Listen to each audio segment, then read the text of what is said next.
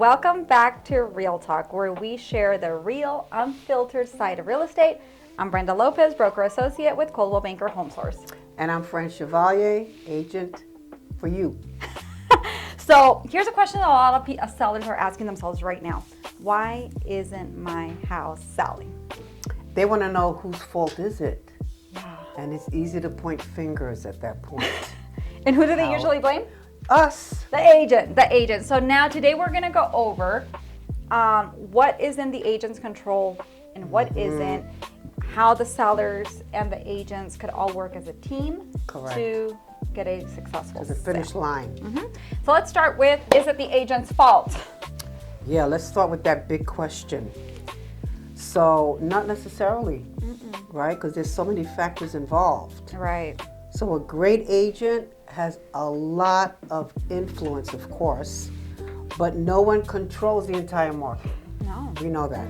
So there's a lot of different variables involved. Exactly. Like So, pricing strategy would be one Absolutely. thing that the agent could help control, right? That's a big one. But it has to be both parties have to kind of be flexible, right? I tell you, hey, this is what we need to do, and you say, let's come to an agreement. But if you don't, there's no flexibility on the seller's end, and the pricing strategy will be not good, right? Professional photography, right? Like we have control over that. Online exposure, we can market, we could pay for ads, open houses, networking. The caravans, like the ones we do, we have control over that. To do, of course, we as agents still have to take action.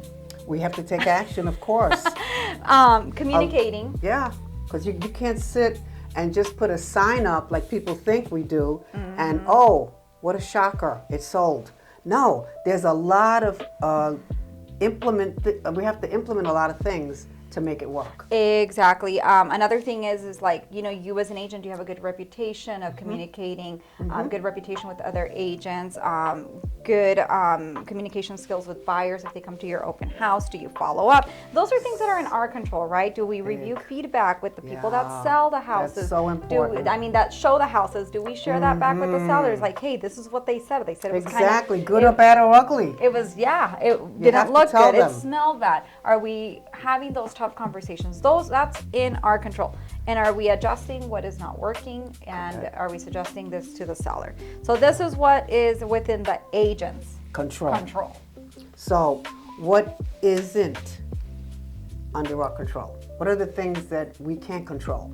Right now, I was looking at the interest rates. Exactly. And they are not where we want them to be. No, they're not. I was like, whoa. I'm like, I don't even want to look some of the days. I only look because I was coming here today. Of course, you have to go. Either way. Another thing is the economy. Yes, we can't control that either. You can't control the economy. But you can buy down the rate.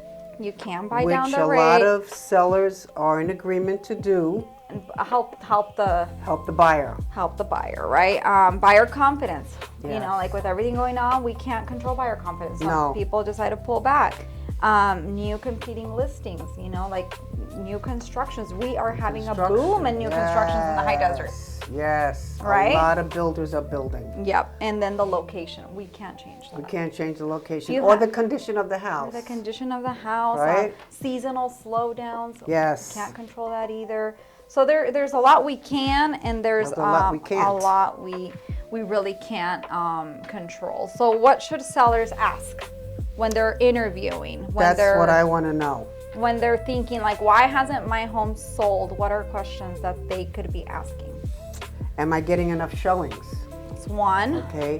What feedback are buyers giving? That's something we have to communicate with. Exactly. And again, sometimes it's not pleasant, but you've got to be honest. If you're not honest, they're not going to know. Exactly. We have to, it's constructive criticism. Yes. At the end of the day, and none of us absolutely love it, but we need it. It has to be done. To keep growing, to keep right? It going. Yeah. Because it's not about guessing, it's about responding to what the market is. And again, we can't control the market. We can't control it. No. But there are tools, like I said, buying down the interest rate, visiting the price again, because that's huge. Because when interest rates are high, prices tend to come down. And then when interest rates are low, the prices tend to go up a little. So you got to find that happy medium. Yeah, you have to find that sweet spot, and selling a home isn't not a guessing game. No. There has to be supportive data. There has to be a market analysis done every so often, every few weeks, every week. Like, okay, what's going on here? Do we need to change price strategy? The pictures are great. The open houses are happening. The networking is happening. So when you go through this list and that we went through here, and you see that everyone is a check, but it's still not selling, then now it's time to adjust. It's time to recalibrate and figure out what we need to do to get this sold. Get it done. Right? Yeah. Then you have to look at what has sold in the last few weeks or last month. And you could have listed it at this price, and then another house sold now for lower. Yeah, that's... Now you're going to have to change it to that price because it's not going to appraise exactly. anyway, right? The appraisal is the big deal. So now we have some data here. Like, we want to share over some of this. I know you have some of the market. This is like the fresh market report. It just came out going through as latest as August 2nd. So what do we have? Tell us what we have here. Thanks Chicago Title, because they always provide us with these graphs. According to this week's update, the good news is that sales are jumping significantly last week. So the total listings since August 2nd is 1,412. Oh, wow. Which is continually rising. It was 1408, now it's 1412. So people are still having to sell. Yeah. Whether the economy is up or down, or we're but what in does war, this we're mean not in war. For buyers? They have more choices. Exactly. So you have to shine. If you're a seller, you have to be like, look at me, because they have choices. Exactly. Yeah. It's like the Tinder of houses right now. People go on Zillow and they're like, like I have this one and I have this one and I have this one. No. Yeah. So you have to have that mindset that, you know what, I'm not the only one on sale here or for sale. There's lots of other sales. Competition right now. Especially with the new homes. With the new homes, you can't compete. And some of these builders, they're doing the buy downs. They are coming in strong, saying, hey, you get 15 grand, I know. and I give you a buy down, and you get a fruit basket, and a new puppy, and all that. And all that. And then you, as a seller, as regular seller, you're like, you can't compete. Maybe I can give you the fruit basket, but that's it. That's about it. Exactly. Or help a little with the closing costs. Exactly. We're seeing that a lot now too. Yeah. And it's not $1,000 for closing. No. What are you seeing? I'm seeing $10,000 to $15,000. Yep, $10,000 to $15,000 is the average, even for a $400,000 house. Yeah. So don't be everybody, shocked. Don't be shocked. Like, have that in your mind when you list. There is going to be that, and there's going to be a request for repairs. More than likely, be prepared for another couple grand there. Of course, and appraisal. If it comes, less, the buyer can walk, or you could adjust. Exactly. So then you have to make a decision there. Yeah. So the average days on the market are like 57 days, which is not bad. No.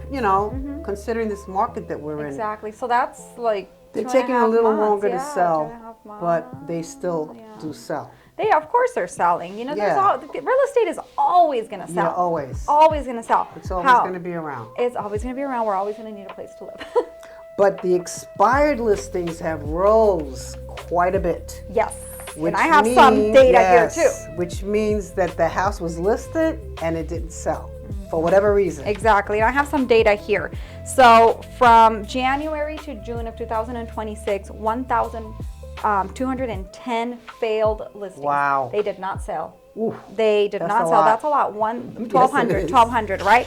So right now, the way it's looking is across the Victor Valley, this is what the data shows as of June, the odds of selling are 64%. Wow. So there's a 36% chance that you may not sell it. So if your agent sold it with not the best chance, hey, round of applause to that agent. Yes. Because they got through it. And the deals right now, they're tough. They're tough. The banks are tough. Yep. Everything is definitely tough. And what you don't want to do is list, then not be able to make your payment because, you know, things were tough and that's why you were listing, and then end up in a short sale situation. Yeah.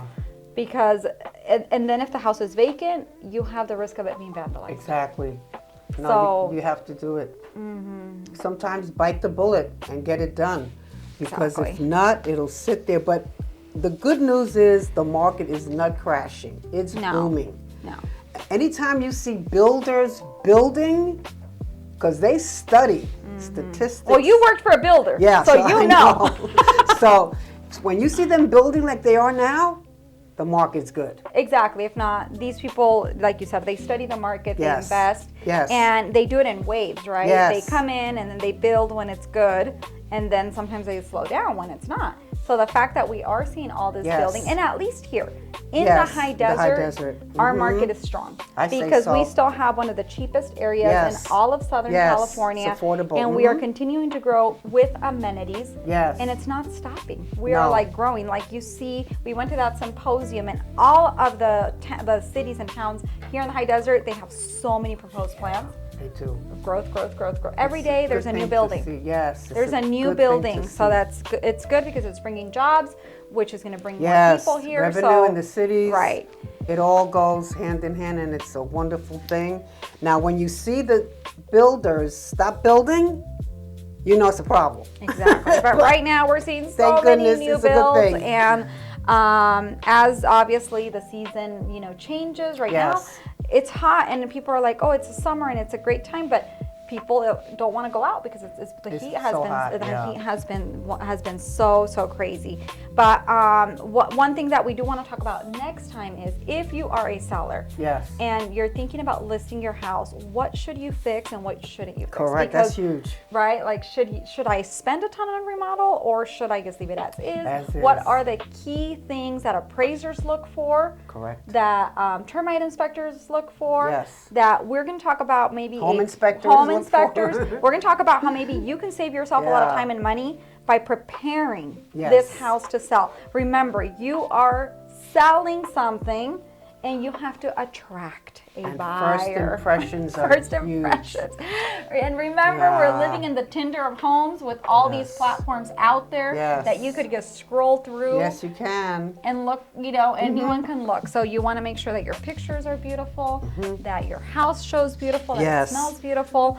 And I think that's kind of it for today. Yeah, for today. Next time we're going to talk about, you know, like you said, what we recommend as professionals, what our experience has been, what they should look into, what they shouldn't. And I want to, of course, thank Oscar. He's one of the best here in the Coldwell Banker. And thank you, Coldwell Banker, for allowing us to have this as well. For having this space. And thank you again, guys, for joining us on Real Talk. And we will see you next time.